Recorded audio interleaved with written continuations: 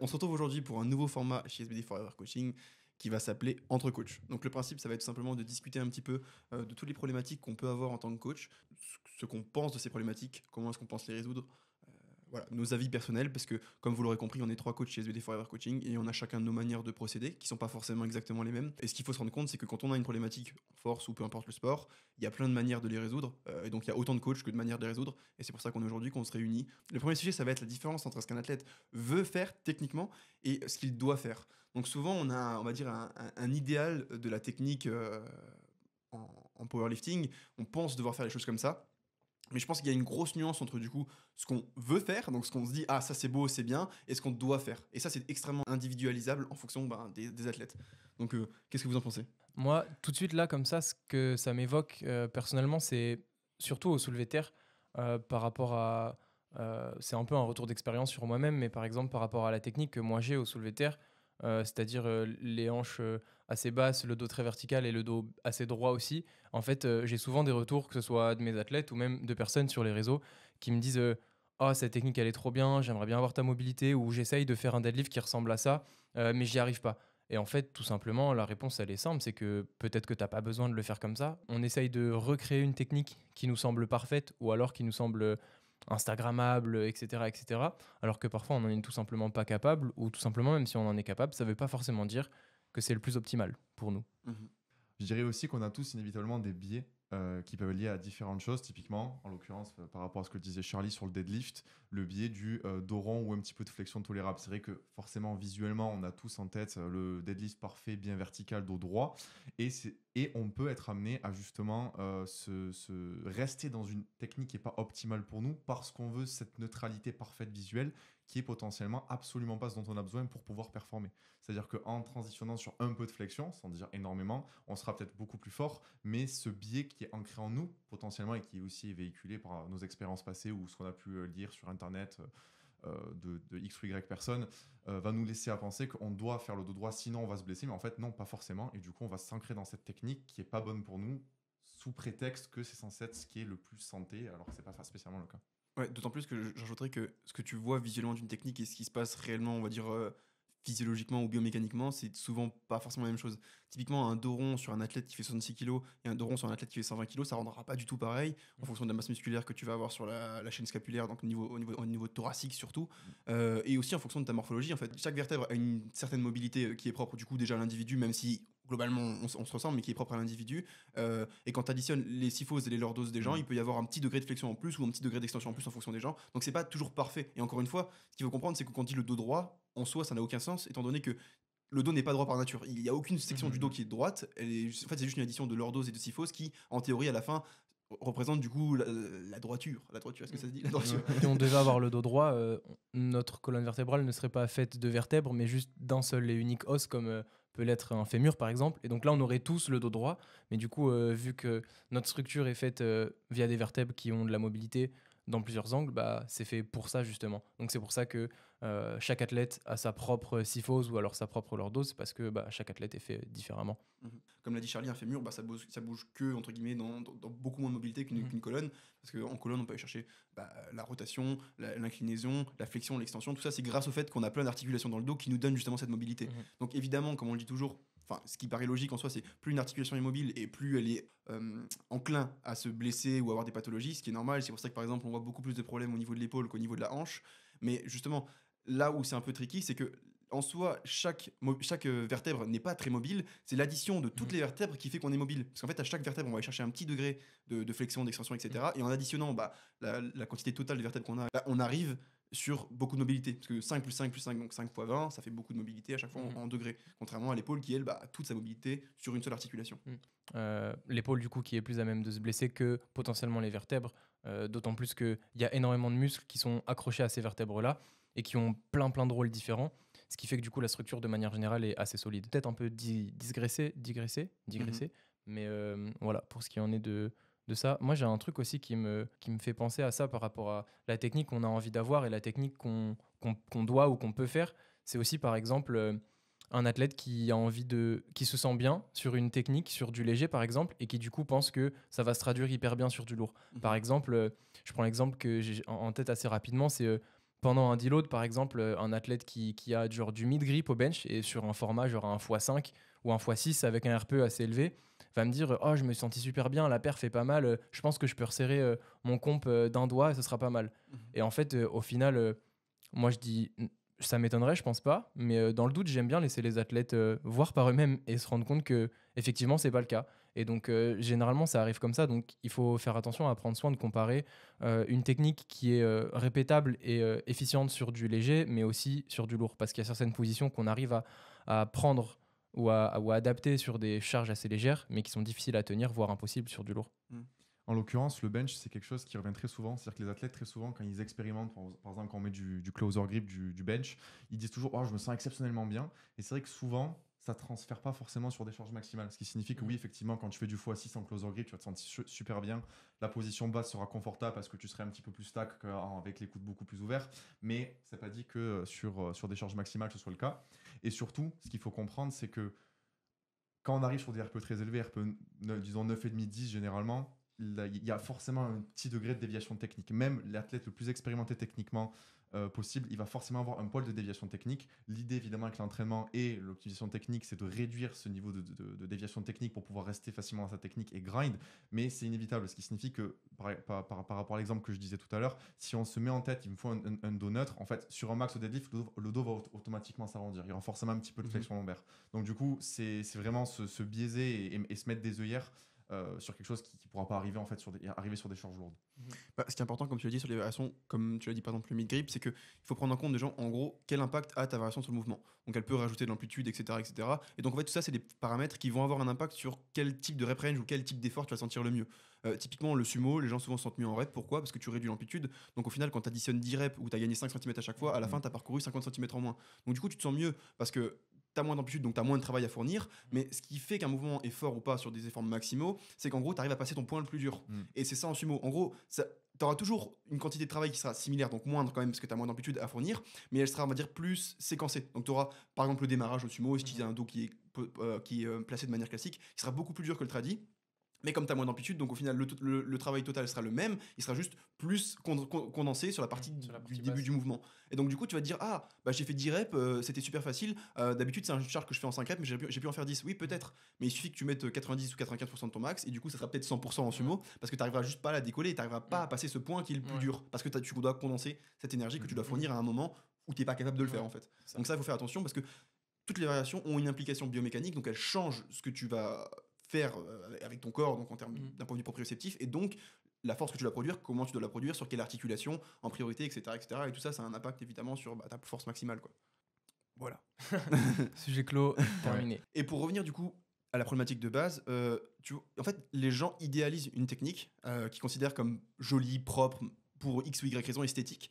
Et du coup, lorsqu'ils vont avoir tendance à aller vers une technique qui est plus, on va dire, appropriée à eux, mais qu'ils trouvent moins jolie, ils vont se dire ok, là je suis mal, donc ils vont essayer de contrer ça. Et ça, je trouve que c'est un effet qui est vachement mauvais, parce qu'en fait on se convainc que ça c'est bon, ça c'est mauvais, et quand on tend vers le bon pour soi, on se rend compte, enfin on essaie de s'en éviter parce qu'on pense que c'est le mauvais pour soi. Sauf qu'en fait, l'esthétisme et la performance, c'est deux choses différentes. Et je prends l'exemple typique du hip shoot au squat, donc les hanches qui remontent. Quand tu as une technique avec les hanches vraiment vers l'arrière et un low bar assez conséquent, par définition, tu vas pouvoir avoir les hanches qui montent, et c'est d'ailleurs pour ça que tu te places comme ça, pour pouvoir avoir les hanches qui montent, avoir de la flexion de buste sans avoir la barre qui roule, la barre qui part en avant, et donc avoir des problématiques de partir vers l'avant ou avoir le dos qui collapse, etc., etc. En fait, si tu te places dans une position spécifique pour pouvoir être plus fort, ça amène le fait que justement tu peux avoir des déviations techniques, donc ce qu'on appelle des déviations techniques, mais là en l'occurrence, c'en est même pas une, donc avoir les hanches qui remontent et d'avoir de la flexion de buste, et donc pousser plus. Parce qu'au lieu d'avoir, je sais pas, si ton max c'est 200 en barreau, tu passes en barre basse et que tu te rends compte qu'à 190 t'as les hanches qui remontent, tu dis oula, je suis que à 190 et c'est déjà moche. Bah non, en fait, parce que peut-être que tu pourras mettre de 10 et avoir autant les hanches qui remontent et ça posera pas de problème, tu vois. Et c'est ça qu'il faut se rendre compte de l'esthétique de la performance. En fait, l'esthétique, c'est basé sur rien. C'est basé sur je trouve ça joli. Mais ça veut strictement rien dire en soi pour le corps humain, parce que les contraintes, elles s'appliquent différemment. Et en fait, le corps, c'est extrêmement complexe, on va dire. Et c'est pas parce que tu as le dos penché que nécessairement tu mets plus de tension sur ton dos ou machin, etc. Ou encore une fois, mettre plus de tension sur ton dos, ça veut un peu tout et rien dire, parce que ça veut pas dire que c'est pas parce que tu mets plus de tension sur une articulation que nécessairement elle va se blesser. Au contraire, peut-être qu'en mettant plus de tension sur une articulation précise, on va dire que tu tu déportes le travail d'une à l'autre, et donc au final tu l'arrondis et tu le lisses, et donc ton corps est soumis à moins de contraintes au global, puisque comme on dit toujours, l'expression un peu, en gros, t'es aussi fort que ton maillon le plus faible. Ouais. Donc, si tu mets toute ta tension sur ton genou et que ton genou il pète, et que tes hanches sont en mode j'aurais pu fournir 3 fois plus de force, bah au final, c'est beau, mais c'est pas optimisé. Et ça, il faut le comprendre. Oui, c'est d'ailleurs généralement la raison principale de la différence de force entre low bar et high bar, c'est que justement, généralement, tes quads ils sont max out en bas du mouvement, sauf que les hanches ont toujours un peu de marge, et là, du coup, tu transitionnes en enlevant un peu de stress sur les quads pour balancer sur les hanches qui sont plus fortes. Ça, c'est intéressant parce qu'il y avait Greg Knuckles, c'est Stronger by Science, qui avait fait un truc, et justement, il disait qu'en gros, il n'y avait pas forcément beaucoup de différence sur les EMG, tu sais, les calculs d'activation musculaire entre le low bar et le high bar. La seule différence qu'il y avait, c'était les acteurs thoraciques qui étaient moins sollicités, parce que tout simplement, ta barre est plus proche de tes hanches, donc tu as moins de levier sur ton dos. Et tu vois, donc au final, ça montre que les gens qui disent oui, high bar, full quad, low bar, full hanche, en fait, non, pas forcément. Et ça va être, au lieu de. Indépendamment de la position de la barre, ça va plus être dicté par comment est-ce que tu te places dans l'espace, plus que ta position de barre en elle-même. Et tu peux très bien avoir une... Enfin, c'est compliqué, mais tu peux, on va dire, forcer une technique low bar avec la barre haute, comme tu peux avoir une technique high bar avec la barre basse. Et du coup, tu peux différencier quelle articulation tu vas, on va dire, solliciter en primaire.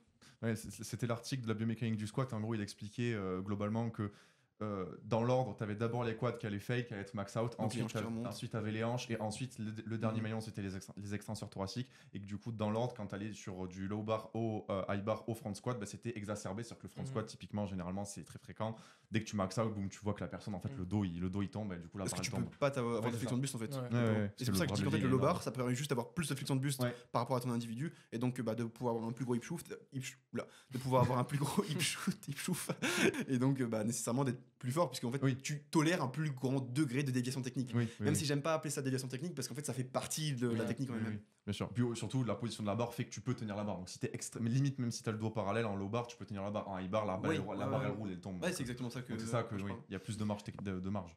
Deuxième sujet. Alors celui-là il est intéressant parce que ça va vraiment dépendre des profils, mais certains athlètes vont avoir plus tendance à s'impliquer sur des travaux spécifiques et moins sur des travaux moins spécifiques. Donc l'exemple classique en gros, si je fais un single à 9, je vais me la coller. Si je fais des séries de 15 à la presse, flemme un petit peu, voilà, tu vois. Et on a un exemple qu'on ne citera pas, mais aujourd'hui, sur une prog, j'avais mis un 1x8 en ramp-up, 1x8, donc 8 répétitions, RPE 6, 7, 8. La personne a fait son 1x8, RPE 8, elle a fait 8 reps avec la charge. Et derrière, j'ai mis une AMRAP parce que je me doutais que ça allait être undershoot. Et elle a fait 17 reps sur l'AMRAP. Donc c'est passé de 8 reps RPE 8 à 17 reps RPE 10. Donc voilà, on se rend compte que le x8 n'était pas RPE 8 du tout. Clairement. Mais tu vois, il y a plusieurs choses qui rentrent en compte là. En l'occurrence, si c'est la première fois que tu fais le mouvement ou que tu l'as plus fait depuis longtemps, tu sais pas vraiment ce que tu vaux. Donc tu sais pas à quel point tu peux pousser le mouvement. Donc c'est plus complexe de savoir. Et ça, c'est vrai sur des assistances parce que souvent, c'est des mouvements qui sont très figés. C'est-à-dire que tu as un axe qui bouge et tu pousses. Donc tu peux vraiment aller à l'échec très loin. Et c'est compliqué de le comparer. Mais même de manière générale, tu vois, quand tu as tendance à t'impliquer, à faire un sport, tout ce qui va se rapprocher plus de ton sport, tu vas le faire un peu plus intensément parce qu'en fait, tu sais que, par exemple, je sais pas, mon max c'est 160, donc si j'ai 120, je suis persuadé que c'est facile, tu vois ce que je veux dire. Alors qu'à l'inverse, quand tu fais ta presse et que tu fais des séries à 200, tu te dis, 200 c'est beaucoup, j'en sais rien, je sais pas, donc t'as pas d'éléments de comparaison, et voilà. Et oui, ce qu'il faut comprendre, c'est que tout ce qui est programmé par le coach, ça a un intérêt particulier, c'est-à-dire que ce soit du comp, que ce soit une variante, que ce soit un exo d'assistance, même si globalement, je pense qu'on n'en programme pas énormément. Ça doit être fait avec une intention maximale et ça doit être respecté en termes de RPE. C'est-à-dire qu'un RPE 8 sur la presse à cuisse, sachant que, comme il expliquait, c'est une assistance guidée, c'est pas une question de ressenti, c'est une réelle question de RIR, et 2 reps de marge seulement sur une presse à cuisse, ça veut dire que la dernière rep commence déjà un petit peu à grind. Et malheureusement, la majorité des gens, quand on leur programme, j'ai aussi des noms en tête, quand on leur programme des assistances, en fait, on se rend compte que littéralement, ils doivent avoir 5, 6, 7 RIR sur la fin de l'assistance. Donc au final, dans ce cas de figure, limite, autant pas la faire en fait. C'est une perte de temps. C'est-à-dire que si elle est là, c'est pour une raison, faut la faire à fond. Sinon, autant pas la programmer et remplacer par autre chose. Donc du coup, l'implication de l'athlète, elle est extrêmement importante sur ça. C'est surtout que c'est un impact totalement différent parce que du coup, c'est des athlètes par exemple qui vont dire oh, je suis jamais fatigué, etc. Ou à l'inverse, oh, je suis tout le temps super fatigué. Et on va se rendre compte que, tiens, comme par hasard, les gens qui sont jamais fatigués, ils sont toujours RPE 5, et les gens qui sont toujours fatigués sont toujours RPE 10, tu vois. Donc en fait, c'est indépendamment de ce que tu ressens et de ce que tu penses, à quel point tu penses être fort, il faut vraiment essayer d'être le plus objectif possible. Et évidemment, parfois c'est complexe, mais c'est évident que ça c'est vrai aussi dans le cas inverse. Si on met un single RPE 8, il faut essayer d'être RPE 8, tu vois, et c'est le principe. Évidemment, ce sera pas toujours parfait, et en fonction de comment tu sens, si t'es pas mal hype par exemple, tu vas croire que t'es RPE 8 alors que t'étais 10 ou 9, et inversement, si t'es fatigué, tu vas croire que t'es 6 ou 8, mais c'est pour ça qu'il faut pas se biaiser. Et souvent, il y a le comportement, on va dire, extrapolé de je suis fatigué, donc je vais undershoot. Et ça, c'est doublement néfaste parce que du coup, t'es fatigué. Donc il y a de grandes choses déjà que tu ressentes le truc plus lourd que ce qu'il est parce que t'es fatigué. et en plus tu veux undershoot. Donc au final tu devais être 8, tu vas peut-être être 7,5 6 ou 6,5 7 parce que du coup t'es fatigué et tu ressens plus lourd et tu te dis bon j'ai pas trop poussé, je suis fatigué et du coup tu te retrouves 6 au lieu de 8 et l'effet inverse tu vois. Et donc en fait il y a des grosses variations et c'est là où il faut se dire en fait soit je prévois une rep range au début, je me dis voilà, on va dire une amplitude de poids, donc je suis entre 175 et 185 et t'essaies de pas diverger, ou alors soit t'essayes d'être aussi objectif que possible.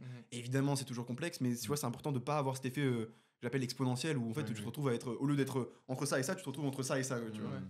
Puis il y a aussi des athlètes qui pensent que les assistances, elles sont là pour ne pas les fatiguer. Tu vois, par exemple, si tu programmes en assistance je sais pas, un 3x8 au RDL avec un RPE assez élevé, genre 8, dans l'idée et dans la dynamique de mettre un format de plus en plus spécifique, par exemple, pour potentiellement inclure une exposition en plus au soulevé de terre. Donc avant, par exemple, de passer de 2 à 3 soulevés de terre, peut-être qu'on va passer à 2 soulevés de terre avec un RDL sur un format assez lourd pour inclure ce format-là pour la prochaine exposition. Et du coup, parfois, tu as des personnes qui voient ça et disent « Oh, je dois être RP8 au RDL sur un x8. Si je le fais vraiment RP8, je vais avoir des courbatures pendant 8 jours. » Mais peut-être que du coup, c'est fait pour. Et les gens pensent que être fatigué et avoir des courbatures ou de la fatigue ressentie sur un comp squat, c'est OK. Par contre, avoir de la fatigue ressentie sur un tirage d'eau, là, c'est relou et du coup, je vais pas pouvoir performer après. Mais peut-être qu'en fait, ça fait partie du truc et il y a un équilibre à trouver entre performer sur tes formats de compétition et aussi performer sur tes assistances parce qu'elles ont pour but soit de maximiser un peu ton hypertrophie, soit de mettre en place une exposition un petit peu plus spécifique par rapport à un mouvement qu'on essaye de mettre en place par la suite. Et donc, du coup, il y a des gens qui ont tendance à faire ça, à se dire c'est ok d'être fatigué à cause des mouvements de comp, mais c'est pas ok d'être fatigué à cause des variations parce que ça va avoir un effet, ça va interférer sur mon mouvement de comp et du coup je serai moins fort.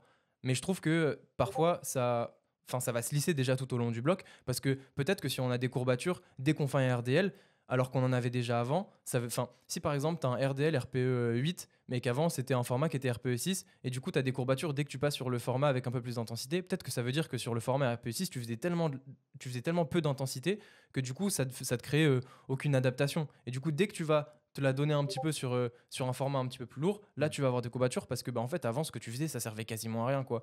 Donc au fur et à mesure du temps ça se lisse si jamais tu as des périodes où tu as pas mal d'assistance. Et j'ajouterais aussi que, de façon globale, la fatigue perçue par l'athlète de façon globale dans la vie quotidienne, c'est un très très mauvais indicateur de performance. C'est-à-dire que je pense que c'est déjà arrivé à tout le monde d'arriver fatigué à la salle et de faire une excellente séance, et à l'inverse d'arriver très en forme et de faire une séance qui n'est pas terrible. En fait, ce qui est beaucoup plus indicateur, c'est vraiment d'être sous la barre. Donc il ne faut pas s'auto-biaiser. En fait, pour le coup, c'est ce nocebo, il me semble, oui, c'est ça. Il ne faut pas se nocebo en se disant « Ah, je suis fatigué, je vais faire une séance de merde. » Peut-être que oui, mais peut-être que pas du tout. En fait, peut-être que la séance va être excellente. Donc en fait, juste va sous la barre. Échauffe-toi correctement et s'il faut, ta séance justement sera très très bonne. Et surtout que souvent c'est totalement l'inverse parce que pour amener à la performance, il faut avoir un certain degré de fatigue. C'est-à-dire que si tu prends un mec qui a jamais fait de power et que tu lui dis vas-y fais une séance, il va dire waouh, ça fait 6 mois que j'ai pas fait de sport, je vais être super en forme, mais il va être nul.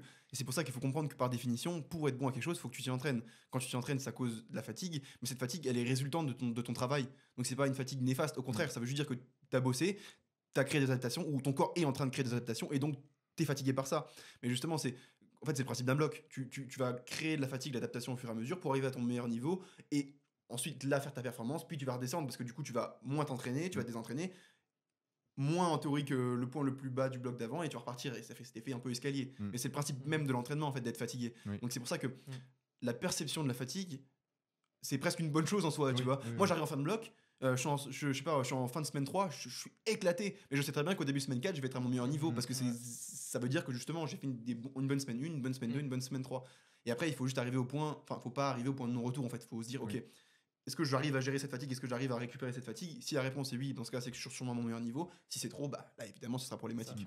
Puis l'état de fatigue, il évolue aussi en fonction de... par exemple, si on prend une année complète, peut-être qu'au début de l'année, tu étais fatigué quand tu avais 10 séries de squats. Et en fait, à force justement d'être fatigué, de continuer à travailler et d'accumuler des blocs, peut-être que tu vas être fatigué au bout de 15 séries de squats par semaine, alors qu'avant, tu étais fatigué au bout de 10 séries, entre guillemets. Et donc, du coup, tu vas avoir une capacité de travail qui va être augmentée, etc. etc. Et au final, c'est bénéfique d'être fatigué parce que si tu es fatigué, ça veut dire que ton corps, il va s'adapter parce que le corps, il essaye de toujours...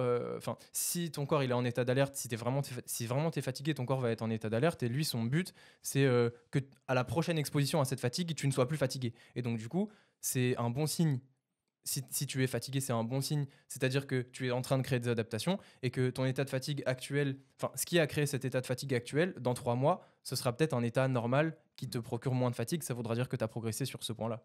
Parce qu'on parle à la base de ça, les assistances, le fait de les undershoot, c'est qu'en fait ça amène à pouvoir faire des volumes colossaux sur des accessoires parce que les gens sont en mode bah je chill. Ouais. Genre petite séance tranquille, j'ai la fitness park, je fais 47 séries, tout va bien. Mais en fait c'est ça. Mais concrètement, c'est pour ça qu'il y a eu un peu la mode une série only, tu sais, série à l'échec machin. En fait, si tu La prends série une de 100. série que tu te butes, genre drop set mécanique, tu pars sur une position favorable, machin, etc. Et au final, tu fais une série de 50 reps qui à la base était dans 8 RM. Crois-moi que cette série-là, elle aura autant d'implications de stress que si Ouais. t'en avais fait 15. Et c'est pour ça Ouais. qu'en fait, c'est tellement important de comprendre que si tu mets pas d'intensité, oui, tu vas pouvoir faire le mec, je fais 47 séries, Ouais. mon volume total c'est Ouais. 79 000 tonnes. Mais c'est pas facile. C'est que ça reste compliqué, mais en fait, c'est pas un accomplissement en soi. Les gens qui vont chercher absolument de la capacité de travail, en fait, tout le monde aura de la capacité de travail. Je peux très bien dire que mes séries elles sont RPE6 alors qu'en fait elles sont RPE9 alors qu'en fait elles sont RPE5 et je fais 47 séries par semaine. Et en fait, mentir sur son RPE, ça n'a pas de te faire redevenir meilleur ou te faire, par conséquent, on va dire, avoir une meilleure capacité de travail et donc être plus fort. Il faut se rendre compte que faire beaucoup de séries, c'est pas une bonne chose en soi, en fait. Moi, en tant qu'athlète, je préfère avoir une capacité de travail de merde, et ça veut dire qu'en 2 séries, je me bute et je suis à mon plus haut niveau, entre guillemets, pour pouvoir. Enfin, mon plus haut niveau de stress que je tolère, et donc récupérer de ça, plutôt que de devoir faire 57 séries pour arriver à ce niveau, et du coup passer 5 heures à la salle pour faire un truc que j'aurais pu faire en une demi-heure, tu vois, concrètement. Et ça va dépendre justement de l'intensité que tu vas mettre sur tes séries, sur tes séances, et c'est pour ça que souvent les gens sont choqués quand je leur dis oui, je fais que 5-6 séries squat par semaine, mais en 6 séries, ça me suffit largement pour être HS 95% du temps et j'aurais de quoi performer ou je serais en forme juste au moment de faire mon top 7 et puis après je suis cuit, tu vois. Et c'est pour ça qu'il faut comprendre que l'intensité que tu mets dans ta série, elle est extrêmement variable entre un athlète qui est expérimenté, un athlète débutant et quelqu'un qui va faire en sorte de mettre toute ses intensités et quelqu'un qui va être au contraire un peu plus sur la réserve, que ce soit émotionnellement ou physiquement. Après, je pense qu'il y a quelque chose aussi, juste rapidement, sans trop changer, c'est que, par exemple, toi, c'est ton cas et t'as pas besoin de faire énormément de séries pour ressentir cet état de fatigue, mais c'est parce que tu es aussi un athlète de haut niveau, qui a une technique qui est bien ancrée, sur laquelle t'as pas besoin de pratiquer énormément pour être bien, entre guillemets. Il y a certains athlètes qui vont avoir besoin de beaucoup plus de séries, mais absolument pas dans ce but-là sur lequel Corentin vient de parler, mais plutôt dans un but de travailler sa technique et pouvoir répéter. Donc c'est pour ça que tout est encore une fois une question d'individualisation en fonction du niveau de la personne, de l'expérience qu'il a dans la pratique. Oui, après, pour on va dire, finir là-dessus, pour en parler plus clairement, c'est que mes techniques à moi sont adaptées pour pouvoir justement pousser mon corps à l'effort extrême aussi. Ce qui fait que quand justement les gens me disent oh j'ai vu ta première rep, on a l'impression que t'étais RPE10 et t'en as fait 4 derrière. Bah oui, en fait c'est parce que déjà je suis expérimenté dans mon sport, donc je suis capable de pousser mon effort plus loin que la plupart des gens, et en plus de ça mes techniques le permettent, ce qui fait que du coup une série RPE10, ça va, enfin pour moi, si je fais vraiment une série RPE10, je peux finir en gros je peux me cramer pour j'exagère parce que j'aime pas ce mot là, mais 2 semaines, c'est-à-dire que je peux être cuit pendant 2 semaines derrière, tu vois. Donc il faut toujours tout mettre en perspective évidemment. C'est intéressant ce que tu disais sur les assistances parce que ça, au final, ça s'éteint un petit peu sur toute la nouvelle science un petit peu de l'hypertrophie. Bon, les assistances ne servent pas qu'à l'hypertrophie, mais ça fait une bonne partie des assistances qui est en fait justement qu'à l'époque, il y a 5-10 ans, on pensait justement que c'était le volume qui était fondamental, volume, fréquence, il fallait faire 25 séries par muscle par semaine. Et maintenant, justement, on a compris qu'il y a globalement 5 reps effectifs par série. Donc en fait, c'est les 5 dernières reps avant l'échec et en comptant celle de l'échec qui sont les plus importantes. Donc en fait, le nombre de séries n'est pas très important, c'est vraiment l'intensité à laquelle on pousse les séries. Et comme tu disais, effectivement, pour la série unique, si tu fais une série où tu vas vraiment à l'échec absolu, plus dégressif, plus ci, plus ça, tu vas faire tellement de reps effectives. C'est d'ailleurs aussi un petit peu le principe des myo-reps, la nouvelle méthode qui est un peu en vogue depuis quelques temps. C'est de faire vraiment une série avec énormément de reps effectives pour condenser en temps, mais toujours avoir le même stimulus que 4 séries RPE8 d'un exo d'assistance, qui maintenant est un petit peu une méthode dépassée de faire le classique 4x8-12 RPE7. C'est cool les myo-reps. Moi j'aime bien programmer ça. Je déteste en faire, mais j'aime bien programmer. C'est ludique en vrai. Oui, clairement. Donc souvent c'est cool. Enfin, c'est aussi le sujet de l'assistance. En fait, pour moi, en fait, il y a un moyen de, on va dire, pallier au fait que les personnes ont tendance à undershoot, overshoot. Si les gens ont tendance à undershoot les assistances, il faut leur mettre peut-être justement des formats qui sont plus ludiques, qui leur permettront de kiffer le truc et donc potentiellement d'être plus objectifs sur leur RPE, sur les assistances. Et à l'inverse, peut-être mettre des formats un petit peu plus chiants sur les compes, typiquement des séries un petit peu longues, et tu verras directement que les gens ont tendance à être plus on va dire au milieu, égalisé. Et tu le vois souvent sur les séries longues en fait. Les gens vont overshoot des séries courtes, 1, 2, 3, 4, 5 reps. Facilement, tu vas te retrouver avec 1 ou 2 RP au-dessus. Et à l'inverse, 7, 8, 9, 10 reps, là tout de suite, en fait, tu te rends compte que tu as d'autres facteurs limitants et c'est dur, mais d'une autre manière. Et donc, du coup, tu vas te mettre un undershoot. Et c'est pour ça qu'il y a un moyen, en fait, en tant que coach, de pallier, ou en tout cas, on va dire, sans que l'athlète forcément se rende compte qu'il le fasse mieux, mais le faire en sorte qu'il le fasse mieux. Parce que, en fait, encore une fois, c'est une chose de dire ça à l'athlète, c'est une autre chose qu'il le fasse. Et c'est une autre chose qu'il s'en rende compte de manière consciente à chaque entraînement. Donc, parfois, c'est possible aussi de l'aider, justement, via la programmation, pour s'assurer que ça soit mieux fait. Il y a une chose qui me trottait en tête depuis tout à l'heure aussi, c'est que j'ai un peu cette notion, enfin j'aime bien cette phrase dans le sens où, vu qu'on fait un deload ou un pivot en chaque bloc, j'aime bien avoir cette notion en tête de il faut le mériter, son deload de son pivot. C'est-à-dire qu'en fait, si tu undershoot toutes tes séries de tout le bloc, en fait, tu ne mérites pas ton deload de ton pivot. Donc en fait, tu pourrais limite repartir sur un bloc. Sauf que justement, l'intérêt de planifier des RPE, nombre de séries X ou Y, c'est d'avoir un niveau de stress précis par rapport à l'athlète. Sauf que du coup, si tu dépasses ce niveau de stress, justement, tu peux te cramer. Mais si tu es clairement en dessous, en fait, tu pourrais continuer le bloc sur plusieurs semaines, mais c'est pas le but. Bloc de 10 semaines. Justement, pour rebondir sur ce que tu as dit, je mets pas toujours des pivots, moi.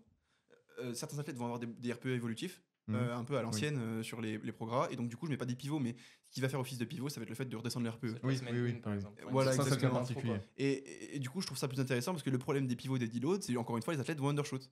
Parce qu'ils sont en pivot, ils sont en deload, ils se disent ok là je dois récupérer. Et donc du coup ils sont sous entraînement, et donc au final leur semaine 1 est nulle parce qu'ils sont sous entraînés, et donc du coup ils commencent leur bloc en semaine 2.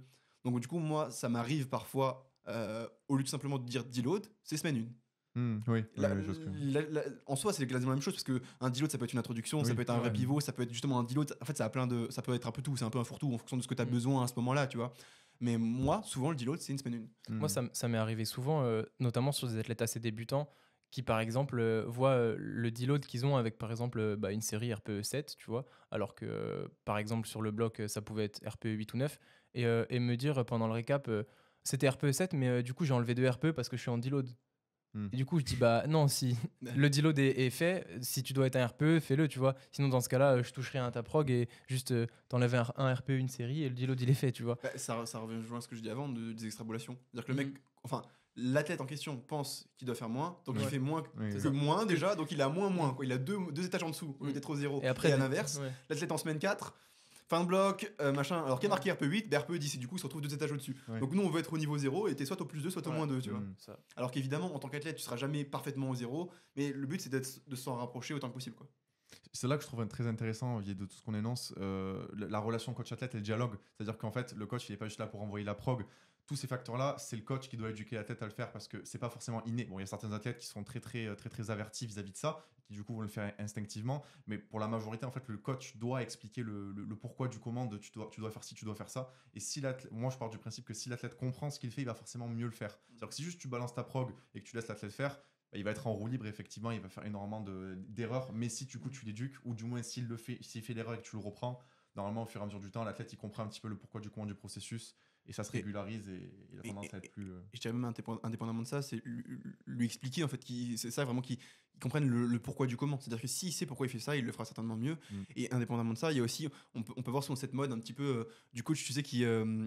Si tu fais mal, je te punis ou un truc comme ça, tu vois. C'est un peu caricaturé, mais tu vois, l'idée est pas bonne parce qu'en fait, du coup, tu arrives presque dans une relation un peu enfantile. C'est-à-dire, tu sais, il y a une hiérarchie en mode t'es mon enfant et je suis ton père, et je te dis de faire ça et fais-le. Enfin, tu sais, c'est con parce que ce qu'il faut faire comprendre, c'est qu'au final, tu bosses ensemble et c'est évidemment toujours dans le même intérêt. C'est-à-dire que si je mets quelque chose à un athlète, c'est pas pour lui dire tiens, t'as mérité, tu vois, ou prends ça, tu vois. C'est en mode je pense que ça va te faire progresser, donc je te le donne. Mais c'est pas une punition ou c'est pas oh tiens, t'as bien agi, je te donne un cycle RPE 10, tu vois ce que je veux dire.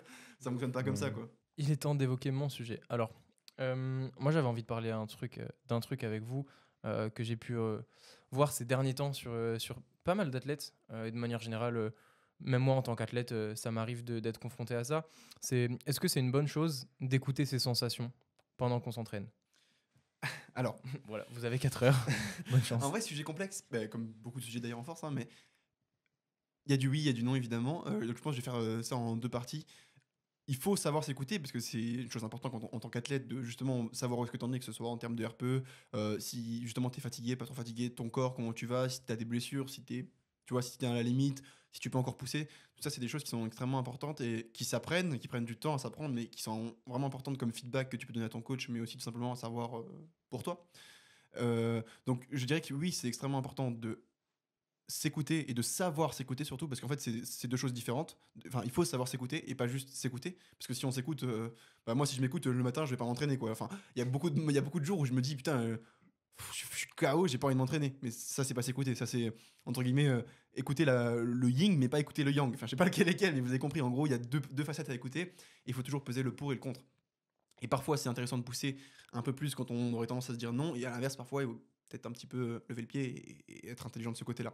Donc, oui, il faut savoir s'écouter. Mais justement, parfois, il faut savoir, entre guillemets, lâcher les chevaux et dire bon, ben, là, à l'heure actuelle, je peux pondérer le risque. Il y en a un, il est peut-être un petit peu plus haut que d'habitude. Mais en même temps, les rewards, la récompense serait tellement grosse que je vais quand même prendre le risque. Mais ça dépend de beaucoup de choses. Ton niveau en tant qu'athlète, qu'est-ce que ça représente la force pour toi? En fait, toutes ces choses-là qui vont donner un contexte à ta pratique. C'est-à-dire que moi, par exemple, en tant qu'athlète de haut niveau, où je considère que mon travail numéro un, c'est d'être athlète, le sens de ma vie, c'est d'être athlète, je vais peut-être prendre plus de risques qu'un pratiquant lambda parce qu'il y a une récompense qui serait aussi plus grande. Un titre international, on va dire peut-être aussi des aspects financiers, parce que forcément, plus tu deviens, ou meilleur tu deviens en tant qu'athlète, et plus ça peut te rapporter de l'argent, que ce soit en termes de visibilité, mais aussi tout simplement si tu as des sponsors, etc. etc. Alors qu'à l'inverse, si tu es pratiquant, on va dire lambda ou débutant, c'est pas dénigrant, hein, mais c'est juste un fait, forcément, risquer une blessure ou, je sais pas, ne plus avoir de contacts sociaux, enfin, de manière générale, le fait de te mettre dans ta bulle et de pouvoir performer plus, ça aura peut-être pas le même retour sur investissement, sera peut-être pas autant intéressant que pour tout le monde, quoi. Alors, me concernant, si on parle vraiment de l'aspect intra-séance, j'ai fait essayer de mettre à la place de l'athlète pour parler de ça. Je pense qu'il faut d'abord être objectif vis-à-vis de soi-même et se connaître, c'est-à-dire un athlète débutant ou un athlète intermédiaire ou un athlète avancé n'aura pas le même recul vis-à-vis de soi-même et vis-à-vis de l'interprétation des sensations. Ce qui signifie qu'en fait, un athlète débutant, je pense il vaut mieux, à mon sens, qu'il se laisse driver par le coach, voilà, qu'il attend vraiment le retour et le feedback du coach, il va vraiment avoir une bien plus grande objectivité. Et à l'inverse, au plus l'athlète va évoluer, va gagner en expérience et va se connaître aussi, va se connaître comment il réagit à l'entraînement, quels sont les petits signaux qui lui montrent qu'il est fatigué ou qu'il n'est pas fatigué ou que ci ou que ça.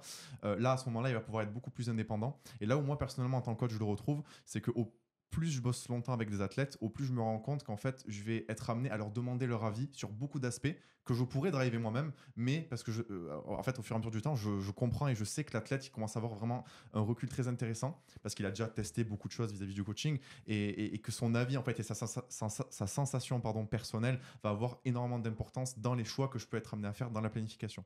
C'est-à-dire qu'en gros, dans l'idée, j'estime que quand je prends un athlète qui est débutant ou vraiment avec qui je commence à peine et qui n'a pas forcément un très gros niveau, je vais peut-être driver 80% de la planif. Et à l'inverse, au fur et à mesure du temps, je pense typiquement à une athlète à moi, Camille, ça fait 2 ans et demi que je suis avec, disons que la planif, en fait, ça devient un peu plus une espèce de 50-50, ce qui signifie que moi, je drive un petit peu les grandes lignes et ensuite sur les petits choix un peu plus, qui ont, on va dire, une importance un peu moindre, elle va driver énormément et me dire ce dont elle pense avoir besoin à cet instant T, par exemple avant une échéance ou après une échéance. Est-ce que vis-à-vis par exemple de problèmes perso de sa vie, elle pense que ça peut être pertinent d'ajuster tel ou tel paramètre après une compétition? Si jamais elle a vraiment subi la compétition, peut-être qu'elle va me dire ok, là j'ai besoin de ci ou j'ai besoin de ça, et là je sais que vraiment son opinion et son avis va être donné avec énormément de recul et avec énormément de concret. Là où un débutant, justement, il peut avoir beaucoup de biais, comme on en avait parlé précédemment au niveau du RPE, tout ça, en fait, il se connaît pas assez, donc en fait peut-être qu'il va ressentir de la fatigue, mais que cette fatigue en fait n'aura absolument aucune importance et aucune influence sur son entraînement. Donc du coup, est-ce qu'il faut considérer cette fatigue-là dans le cas de cet athlète, ou à l'inverse, est-ce qu'il est extrêmement en forme, est-ce qu'il faut le surconsidérer? C'est, à mon sens, c'est un petit peu plus nuancé dans le cas d'un athlète qui est purement débutant. Je pense que ça dépend aussi fortement du tempérament que de l'athlète. C'est-à-dire que tu as des gens, encore une fois, qui vont être super impliqués, etc., qui vont être tendance à toujours dire plus, plus, plus, plus, plus, et à l'inverse, des gens qui vont être sur la réserve. Et donc je pense qu'il faut s'adapter à la personne en elle-même, parce que il y a des moments où peut-être pousser un peu plus l'athlète ou moins l'écouter parce que tu sais qu'il va être sur la réserve ou trop justement en train de pousser les chevaux, et là il faut prendre un peu le lead. Et à l'inverse, tu sais qu'il y a des gens qui sont très objectifs, très pragmatiques, tu sais, qui sont basés sur les faits et qui se biaisent pas entre guillemets par rapport à la sensation, et donc potentiellement plus de liberté à ces gens-là, tu vois. Donc je pense que ça va dépendre vraiment du profil de l'athlète, mais aussi de où est-ce qu'il en est dans sa pratique. Parce qu'il y a des gens qui vont pratiquer plus pour le fun, et donc dans ce cas, les écouter et faire ce qu'ils veulent faire aura peut-être plus d'importance d'un point de vue adhérence. Oui. Et à l'inverse, des gens qui vont être des gros tryharders, qui vont se dire je m'en branle, je fais ce qu'il faut pour être bon. Et dans ce cas, là, leurs feedbacks sont pas moins importants parce que tu les écoutes, mais ils seront plus objectifs.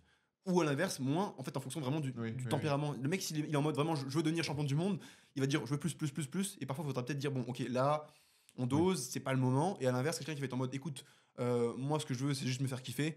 Donc la personne, tu vas être en mode d'accord, entre guillemets, dis-moi ce que tu veux pas, dis-moi ce que tu veux. Et on dialogue, on trouve un compromis, tu vois. Oui. Puis après, il y a un aspect aussi qui est intéressant selon moi et qui est important, c'est que si on rentre vraiment dans l'instant T, donc pendant qu'on est en train de pratiquer le mouvement, avoir une sensation mauvaise ne veut pas dire que tu fais mal ton mouvement.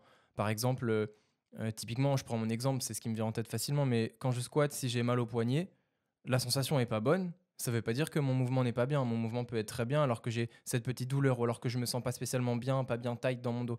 Et en fait, ça arrive souvent à des personnes qui sont un peu perdues techniquement ou alors des débutants parce que, en fait, à force d'écouter chaque sensation négative, on oublie un petit peu le pattern positif et le pattern de base de notre mouvement. Et donc, du coup, c'est assez intéressant de parfois attendre le retour de ton coach et voir ce que ton coach va te dire si oui, effectivement, techniquement, c'est pas bien. Mais parfois, les sensations sont pas bonnes, mais la technique est vraiment bien. Et dans ce cas-là, j'ai envie de dire, ne te focus pas sur cette sensation qui est mauvaise, mais focus-toi sur l'essentiel de brace, descendre et remonter. Et tu verras que ta technique sera plus ou moins bien. Et plutôt que de dire les sensations que j'ai ne sont pas bonnes, donc j'ai besoin de changer quelque chose techniquement, généralement, ça apporte rien de bon parce qu'on change quelque chose techniquement et on nous déstabilise encore plus. Donc peut-être que les sensations sont un petit peu meilleures, mais est-ce que le mouvement en lui-même va être meilleur et va te permettre de progresser?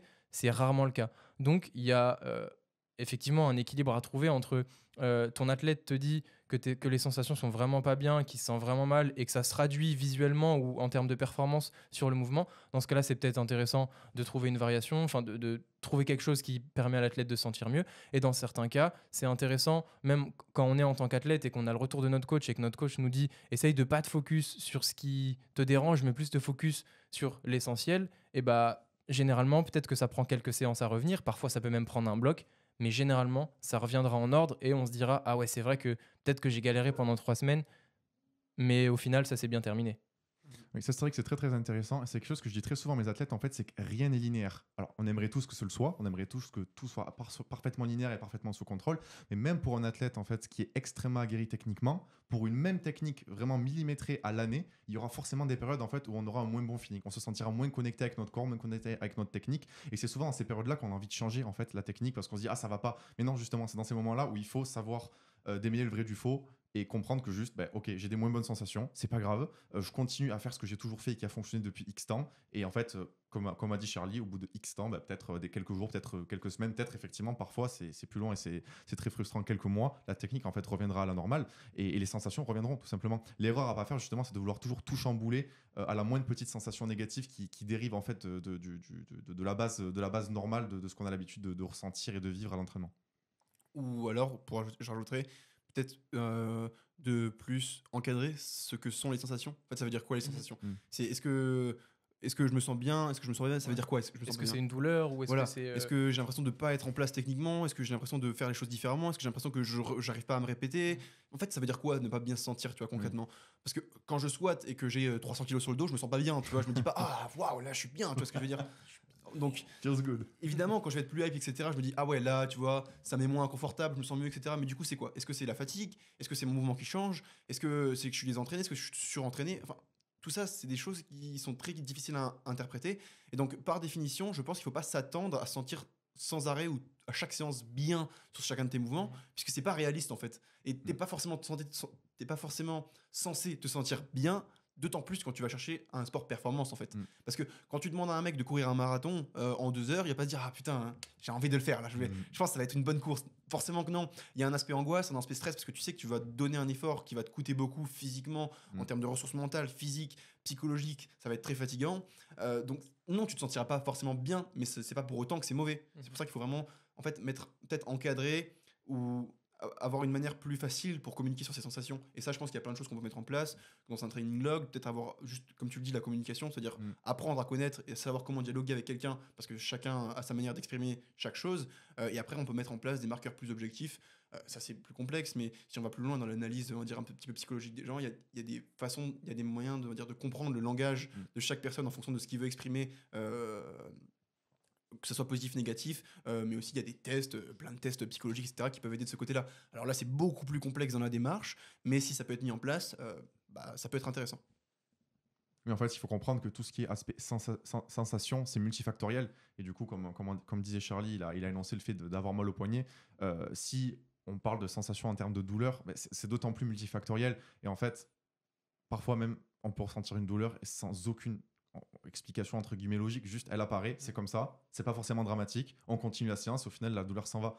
Et c'est vrai que si on s'arrête à chaque sensation en essayant de l'hyper-analyser, automatiquement, en fait, on tombe dans le. En anglais, ils disent. Paralysie par l'analyse. Voilà, paralysie par analyse. Et au final, en fait, on va nulle part. C'est-à-dire que on va avoir des sensations, c'est normal, mais je pense que ce qui est fondamental, c'est de se focaliser en fait sur déjà ce qui est en notre contrôle, ce qui signifie qu'inévitablement, durant l'entraînement, il y aura des choses qu'on va pas pouvoir contrôler, des événements externes de la vie, psychologiques, voilà, enfin des choses qui nous tombent dessus et qu'on peut pas contrôler, des nuits blanches, des maladies, etc. Mais il faut toujours se focaliser quand on va à l'entraînement sur ce qui est en notre contrôle, ce sur quoi on peut agir. Alors ça d'ailleurs c'est une petite anecdote drôle, mais mon surnom entre guillemets c'est Mister Stoic, et c'est vrai que mine de rien on m'a déjà dit que ma vision un petit peu philosophique de la vie c'était le stoïcisme, et justement le principe du stoïcisme c'est de se focaliser sur le potentiel d'action qu'on a vis-à-vis des choses et d'oublier en fait le reste, parce que ça changera pas. C'est-à-dire que tu vas à l'entraînement, tu as une douleur, bah, si tu restes arrêté sur le fait que tu as une douleur, bah, c'est bien, mais en fait dans ce cas-là arrête ta séance, rentre chez toi, ça sert à rien. Non, tu as une douleur, ok, qu'est-ce que je peux faire pour que ça éventuellement ça aille mieux? Est-ce que je peux adapter telle ou telle chose?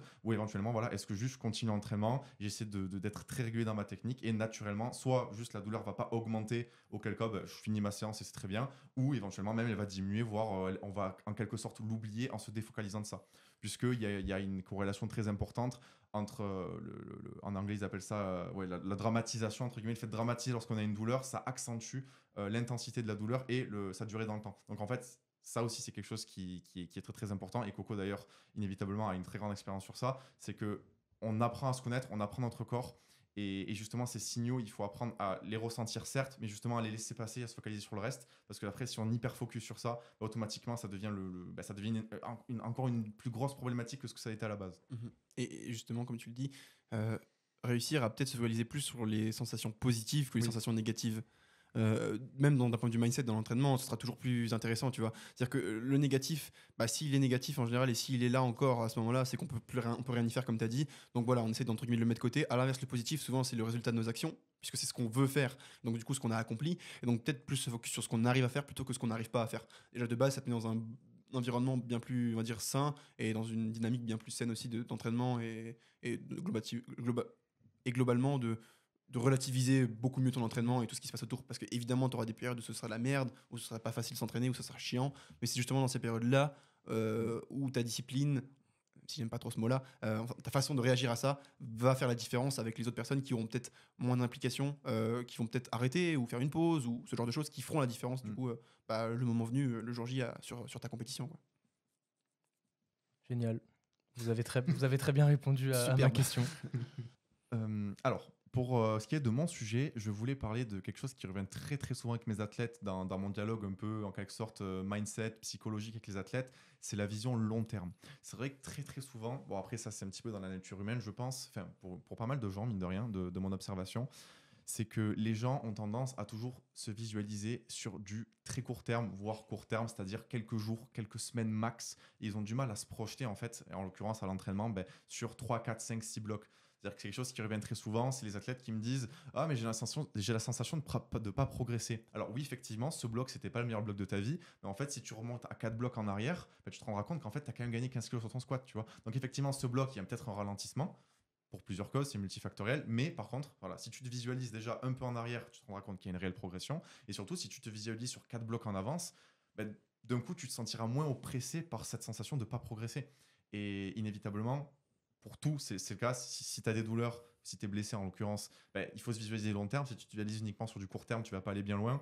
Et j'ai même envie de dire que ça peut s'extrapoler à plus ou moins tous les aspects de la vie. C'est que la visualisation long terme, elle est fondamentale, puisque c'est Rome qui s'est pas construite en un jour. Non. C'est quoi c'est ça. Ouais, voilà. Tous les chemins mènent à Rome, non? C'est Montpellier ne s'est pas construite en un jour. Mais alors je suis d'accord avec toi. Je pense que ça a ses limites par contre le long terme, parce que t'as vite en fait, moi c'est un truc que j'aime pas, c'est que beaucoup de gens l'utilisent en aspect marketing. C'est-à-dire qu'ils justifient leur non-compétence sur le long terme, tu vois. En haut, t'inquiète, ça va marcher. C'est ça exactement. Si ça fonctionne pas maintenant, c'est parce que on prévoit sur le long terme, tu vois. Ouais, mais ça fait 3 ans et demi quand même. Mais le long terme, ça peut être 15, 20, 30 ans, une vie, 2 vies même. Mais voilà. c'est important pour relativiser ce que tu fais, ce que tu comptes faire, ce que tu veux faire, comment tu veux le faire. En fait, des plans un petit peu de vie, même de carrière, comme tu le dis, parce que en fait, en fonction de ta pratique, etc., il y a beaucoup de choses, beaucoup de sacrifices que tu peux ou ne peux pas faire en fonction de, voilà, de tes envies. Donc ça, c'est important de le comprendre, et on le voit souvent ça, tu sais, les gens qui sont un petit peu débutants, qui arrivent dans le sport en mode ouais, je vais tout casser, je vais être champion du monde, c'est machin, classique. etc. Et puis ça dure 2 ans, ou même moins pour certains, et puis au bout de 2 ans, c'est en mode bon, bah au final, c'est pas fait pour moi. Bah non, si tu veux être champion du monde, c'est pas en 2 ans que ça va être fait pour toi, tu vois. Euh, Ça prend des années, voire peut-être même des dizaines d'années en fonction du niveau du sport. Typiquement, moi, je suis devenu bon très vite parce que bah, j'étais un peu dans la partie avant le Golden Age, l'âge d'or du power, Ouais. donc c'était plus facile de devenir meilleur. Euh, donc oui, j'ai eu un niveau très bon très vite, ce qui veut pas dire que j'étais entre guillemets forcément gifted ou on va dire pour ça, même si je me doute que j'ai quand même des prédispositions vu que je suis à un bon niveau, mais je suis arrivé au moment où en fait tu devenais bon très vite, donc tu étais vite un peu happé par le sport, où tu as envie de continuer, tu vois, et si tu regardes maintenant le niveau que j'avais au bout de 2 3 ans, j'avais près un total à 800 à moins de 105, ça serait toujours bon au jour J, Oui. mais je ferais plus une première place en sub-junior, tu vois, dans ma catégorie. Alors qu'à l'époque, j'avais 100 kilos d'avance sur tout le monde. Donc c'est pour ça qu'il faut comprendre que, en fait, tout est relativisé dans ton temps, et on est un peu dans l'âge d'or du powerlifting où euh, si tu veux être bon, ça va prendre du temps, c'est inévitable. Et, et, et encore plus, si tu veux performer, bah, on voit ça en open. En fait, chaque année, le niveau prend 20 kilos.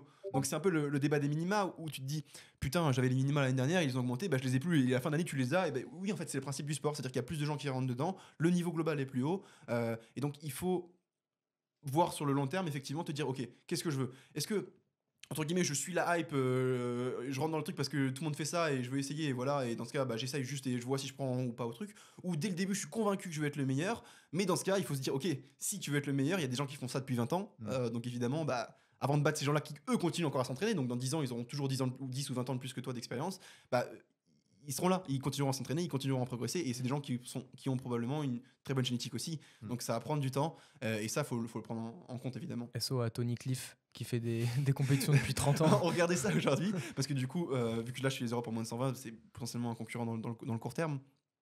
Voilà, le court terme. Et en fait, je me suis dit, ce mec, quel âge il a? Et je savais qu'il a près de la quarantaine, du coup, je me suis dit, mais si ça se trouve, il a fait des compétitions quand j'étais même pas né. Du coup, Oh je suis allé oui. sur Open Powerlifting, et j'ai vu que sa première compétition, c'était en 2001. En décembre 2001. Donc, j'avais littéralement 1 an et 11 mois. Et il faisait sa première compétition de powerlifting. Et donc, c'est pour vous rendre compte que, bah voilà, moi, je me mets à concourir contre un mec qui, littéralement, j'avais 1 an, je ne parlais pas encore. Enfin, si, je parlais peut-être tout juste, je disais maman et papa, et je commençais à marcher. Et puis, il faisait du bench. Donc voilà, faut mettre les choses en perspective. Et moi, j'ai de l'expérience déjà. Enfin, je veux dire, par rapport à la plupart des gens, j'ai commencé à m'entraîner en 2014, on est en 2023, ça va faire 9 ans, quasiment 10 ans que je m'entraîne. J'ai déjà 10 ans de background. Ce mec en a 30. Tu vois ce que je veux dire? Donc, il faut mettre les choses en perspective. Et pour moi, ça peut paraître beaucoup parce que 10 ans, ça représente quasiment la moitié de ma vie. Et bah pour lui, s'il a commencé à s'entraîner je crois que sa première compète, il avait 16 ans. 16 ans, bah, il en a 38. Bah, ça représente plus de la moitié de la vie. Ça représente, à ce niveau-là, ça fait 22 ans d'entraînement contre 16 ans de non-entraînement. C'est-à-dire que 2 tiers de sa vie, il a passé à s'entraîner, ce mec. Et c'est pour ça que au jour d'aujourd'hui, même si ça se dit pas, il continue encore de progresser et c'est un des meilleurs athlètes au monde. Mais je pense que quand il a commencé le power, il s'est pas dit ah, dans 2 ans, je serai le meilleur. Et j'ai regardé justement son premier championnat du monde, ça a été 10 ans après qu'il ait commencé le power.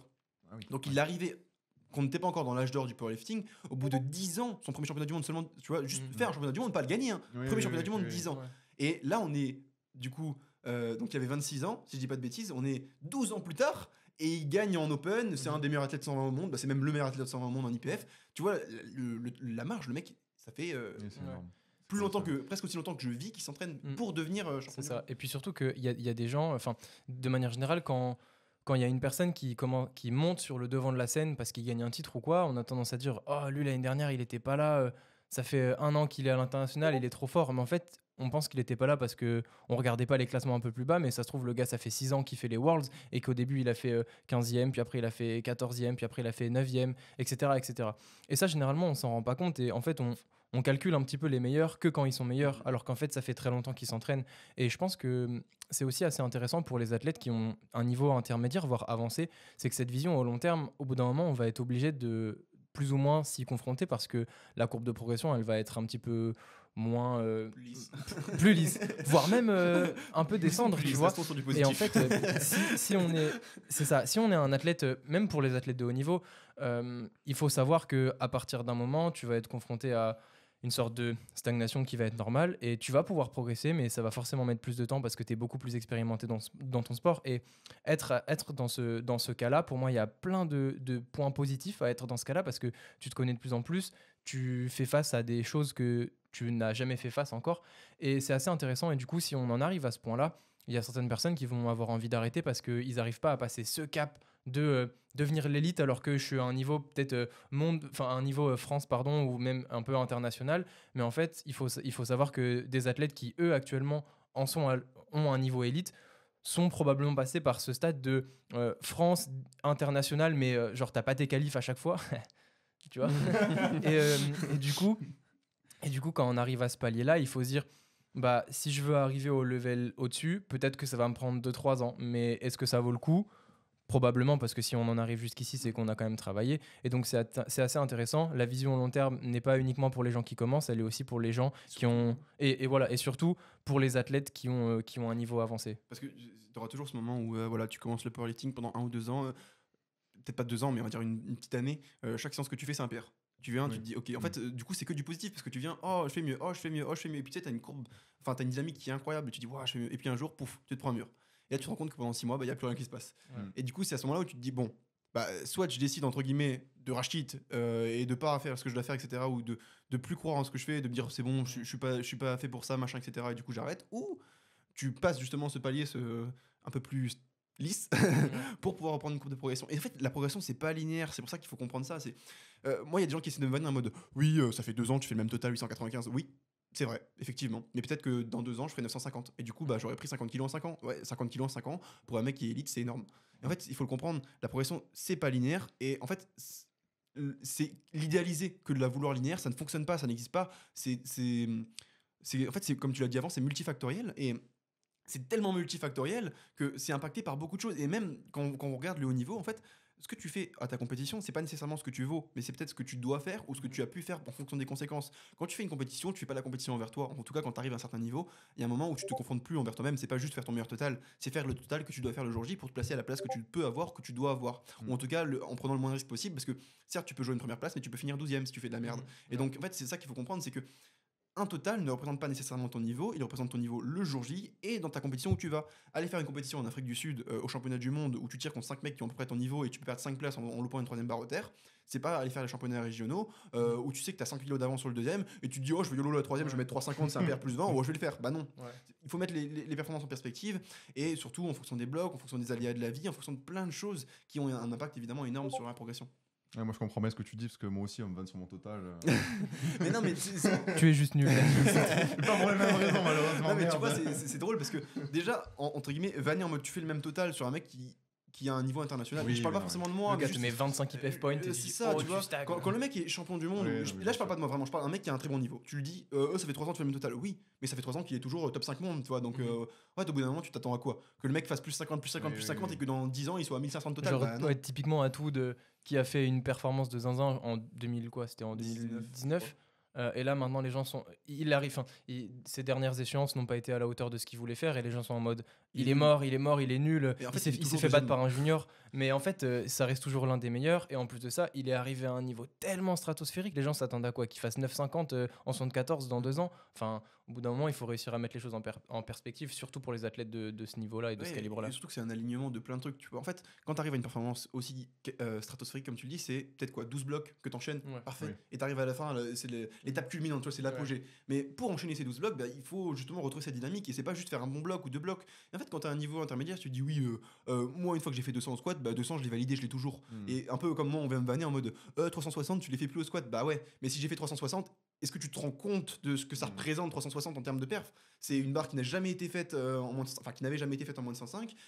C'est peut-être 30 kg au-dessus du meilleur squat français. En fait, la performance en elle-même est folle. Et pour y arriver, ça demande l'enchaînement de blocs parfait pour arriver au stade là, tu vois. Et donc, effectivement, quand je refais un bloc derrière, j'en fais pas 360 parce que sinon, dès que je reprogresserai, je ferai 380, 400 et puis là, je serai peut-être à 450. Mais ça fonctionne pas comme ça. Quand tu arrives à un certain niveau, il faut se rendre compte que en fait, moins de marge de manœuvre. C'est ça. En fait, tu vas regarder le ciel et tu vas voir une étoile filante, tu vois. Ça arrive quoi ? Enfin, t'aurais pu regarder le ciel pendant 15 ans, elle s'est pas passée, et puis t'arrêtes de regarder le ciel d'un seul coup, et pouf, elle passe, tu vois. En fait, il y a tellement de choses qui doivent s'aligner pour que tu arrives au moment parfait où tu dis, ok, là je performe. Et encore une fois, le performer à la salle, j'ai fait 360 à la salle, je l'ai pas fait en compétition. Oui, c'est encore autre chose, tu vois. Parce que faire en sorte d'arriver un jour où tu te sens bien, c'est une chose. Faire en sorte d'arriver ce jour où tu te sens bien, au jour où tu dois être bien, c'en est une autre. Et puis, ce que tu viens d'évoquer, ça marche évidemment pour les athlètes de haut niveau, mais ça marche aussi pour tous les athlètes de manière générale, surtout quand on est débutant, où on vient casser un palier assez rapidement. Par exemple, la barre des 100 au bench que tu vas passer une fois à la fin d'un bloc, où tu as fait un bloc de zinzin au bench, tout s'est super bien passé. Tu vas passer 100 au bench alors que ton max c'était peut-être 90, et le bloc d'après qui se passe pas aussi bien pour X ou Y raison, où tu es plus capable de rebench 100, et ben certaines personnes trouvent que c'est anormal. Alors que il y a juste peut-être des raisons tout à fait logiques à ça. Et du coup, il faut juste peut-être s'armer un peu de patience, essayer de mettre en place les choses qui ont peut-être moins bien marché sur ce bloc-là et réessayer un petit peu plus tard. Mais quand on passe une barre, et en plus de ça, au plus haut tu es en termes de niveau, au plus ça va être le cas. Dès que tu passes une barre, ça ne veut pas dire que ce PR est acquis et que dès que tu vas faire ta séance squat, tu vas single 200 au squat. Malheureusement, ça ne se passe pas comme ça. Il y aura des aléas qui vont faire que tu vas peut-être squat 15 kilos de moins alors qu'il y a 2 semaines, tu faisais cette barre-là. Mais ça ne veut pas dire que tu ne pourras pas le refaire, voire le dépasser dans quelques blocs ou quelques semaines. Et ça crée des... Je te coupe, excuse-moi, mais ça crée des gros problèmes dans les dynamiques de bloc.